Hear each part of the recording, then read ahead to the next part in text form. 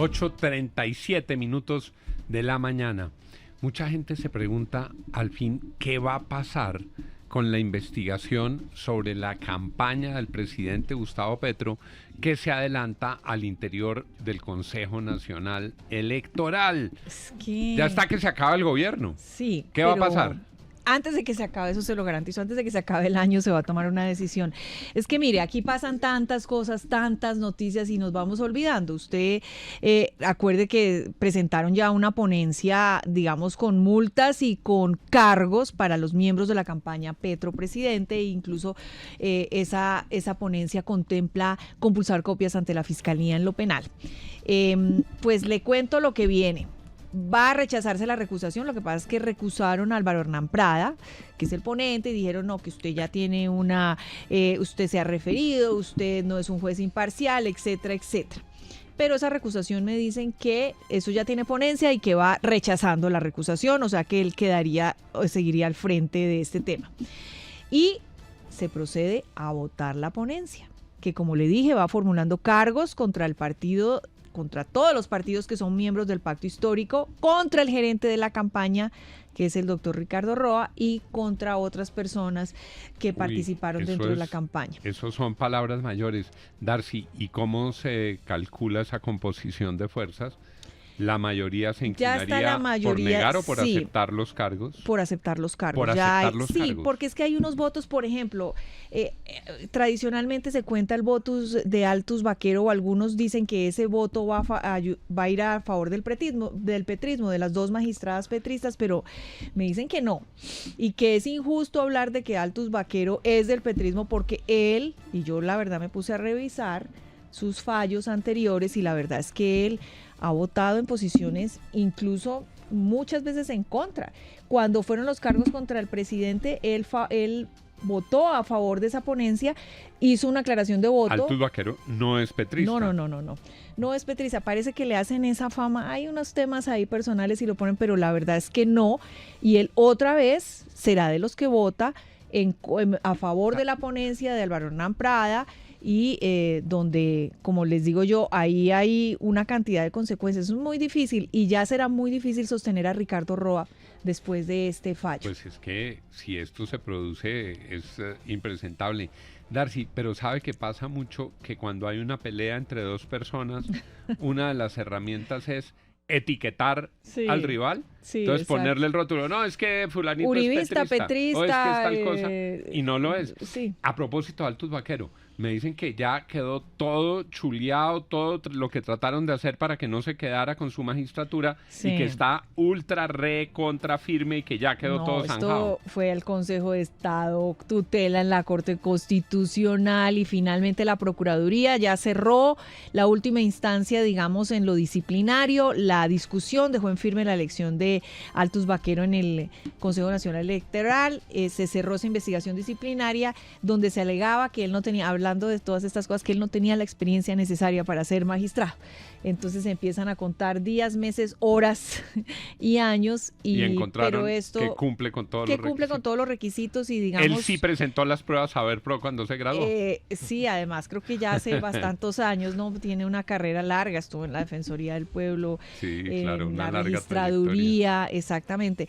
Entonces, pues sí, esto ya queda totalmente cerrado. Él se cierra toda esa investigación y él queda en firme después de haber pasado por todas las instancias. Pues tranquilidad se respira en el despacho del magistrado Altus Baquero. Darcy, yo noto tanta molestia con el tema de la vía al llano por todos lados. La gente del Meta furiosa y además damnificada, la gente del Bichada furiosa y además damnificada, la gente del Guaviare furiosa y además damnificada, la gente de Cundinamarca, pues hablábamos con el gobernador, y veo difícil la posición de la ministra María Fernanda Rojas. Sí, incluso se está hablando de rumores de su salida y de su cambio, porque digamos, muchos han criticado que su presencia y su papel ha sido tardío. Tuvieron que pasar 17 días para que hubiera un pronunciamiento, y además se ha limitado a decir que es que no hay plata. No hay plata y eso fue lo que quedó en el ambiente y eso no está quedando bien al interior del gobierno. Entonces se está hablando de la posible salida de María Fernanda Rojas de la cartera de transporte. Ya se había hablado de su salida en el tema de las cuotas, ¿se acuerda? Cuando la elección de Camargo. Sí. Y suena el actual director de la ANI, Óscar Torres, para reemplazarla. Porque pues aunque no ha habido unas soluciones definitivas, por lo menos pues uno dice buscando recursos, haciendo aquí, viendo activa, no hay la plata, pero se busca, se tocan puertas, que se haga algo, pero es que esto se ha quedado ahí en la inercia total. Entonces sí, es muy posible que María Fernanda Rojas salga del ministerio y la reemplace el director de la ANI, Óscar Rojas. 8:42, me tiene ñapa constitucional. Bueno, se posesiona ya finalmente el magistrado de la Corte Constitucional, Carlos Camargo, el próximo 1 de octubre. Iba a ser ahorita a finales de mes, se trasladó finalmente y, como les había dicho, va a ser en la sala plena de la Corte Constitucional. El presidente Gustavo Petro está invitado. Protocolariamente vamos a ver si asiste o no asiste, pues porque él no es que hubiese quedado muy contento con la elección del doctor Camargo. Ojalá le vaya muy bien al doctor Camargo, cargo muy importante. Me tiene otra ñapa. Sí, hoy es un día de varias reuniones del presidente Gustavo Petro en Nueva York, se devuelve esta noche, se va a reunir entre ellas con Roger Waters. Roger Waters, el famoso músico. El cantante, exacto, activista pro-Palestina. Roger Waters, Juli, profe, Roger Waters ha estado en Colombia, ¿no? Pero muchas veces, ha estado 3-4 veces en Colombia. Yo creo que en la historia pues es uno de los personajes musicalmente más influyentes, pero siempre muy militante, ¿no? Sí, militante es muy político. Activista, es muy pro-Palestina, sí. Es anti-judíos, no, o sea, no es así. Y también habrá reunión bilateral. ¿Reunión privada con el presidente Petro? Sí, señor, tienen una reunión privada y también tiene reunión bilateral con Antonio Guterres, secretario de la ONU, y se devuelve esta medianoche. A propósito de esto, me dicen a Suri que usted que está pendiente allá del discurso de Netanyahu, que aparentemente la delegación de Colombia se paró y se fue mientras estaba hablando Netanyahu. Ahí estaba Francia Márquez, la vicepresidenta. Y la canciller, sí. De hecho, para quienes están en YouTube en este momento, ya estamos circulando con las imágenes.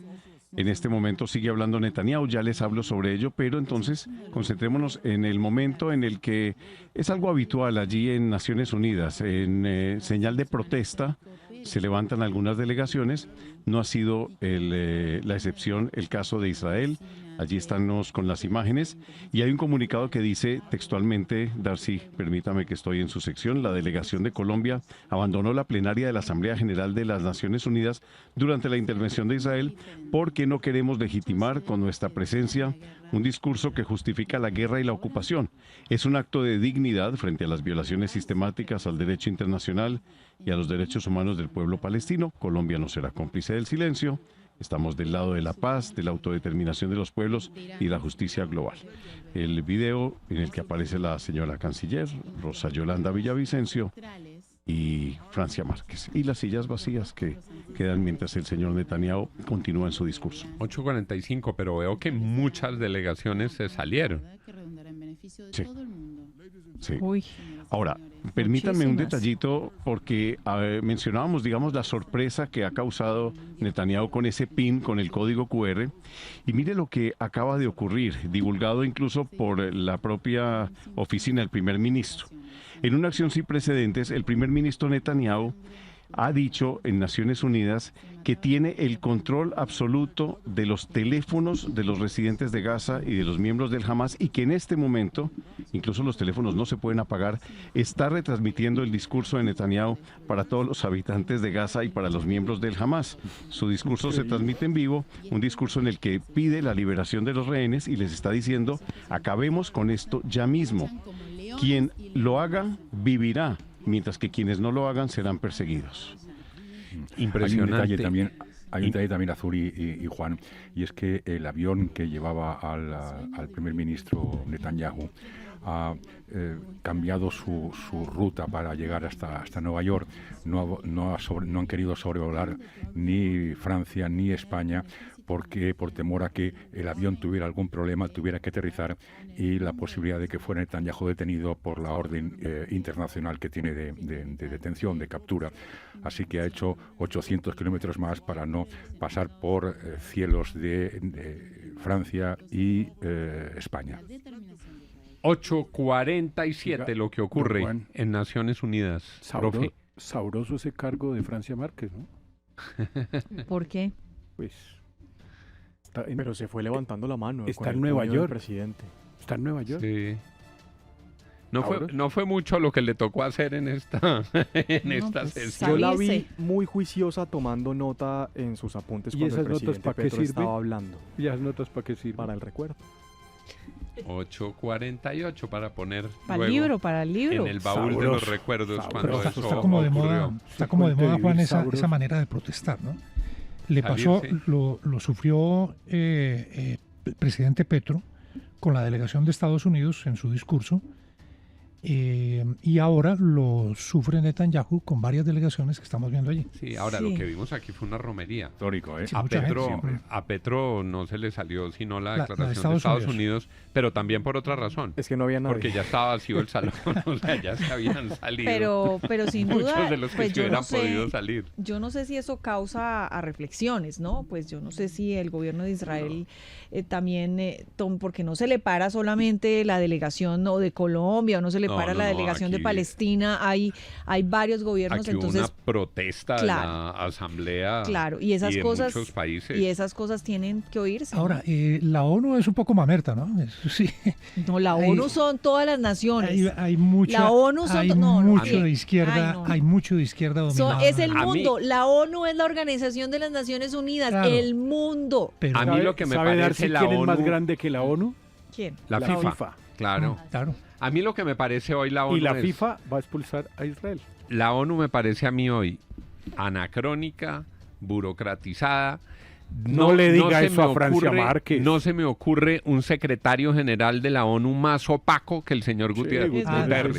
No se me ocurre uno más opaco. Pero es que en general, mire, desde Kofi Annan... Caminamos hacia el mundo de las corporaciones. Pero miren lo que está pasando en Naciones Unidas, que señaló la semana pasada que lo que estaba ocurriendo en Gaza era un genocidio de Israel. Y además Netanyahu ha denunciado que ese equipo que ha estado permanentemente de Naciones Unidas en Gaza es aliado de Hamas, los ha señalado de terroristas. ¿En el mundo había ocurrido alguna vez que pudieran tomar control de los teléfonos de habitantes para retransmitir un discurso? Acuérdese que a los cabecillas de Hamas los asesinaron, los dieron de baja técnicamente con el celular. Pero mire, no vi la misma protesta, a propósito de lo que dice Santiago. No vi la misma protesta de Naciones Unidas cuando la masacre a los israelíes hace exactamente un año. Claro. Sí, yo no la recuerdo. Lo que ya no recuerdo yo es que hubiera una protesta cuando Rusia invadió Ucrania.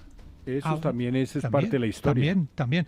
Pero eso demuestra el sesgo con el que actúa Naciones Unidas. Yo le tiro una hipótesis. Eso lo que demuestra es el fracaso de la ONU, Willy. Sí. La incapacidad de la ONU para acometer los grandes temas. Hablando carreta sobre la inteligencia artificial y el cambio climático con mínima capacidad de inducir a políticas públicas. Algunas convenciones que tienen su propia vida algo avanzan, pero las agencias de Naciones Unidas desdibujadas. Yo creo que la crisis del multilateralismo es un tema muy serio para pensar en el mundo. Voy a citar al reina doña Darcy Quinn. Mire, es más importante hoy Elon Musk, Mark Zuckerberg, Sergey Page, todos estos dueños de las grandes tecnológicas que los presidentes de casi todos los países. 8:51, los secretos de Darcy Quinn. Los secretos de Darcy Quinn en la FM.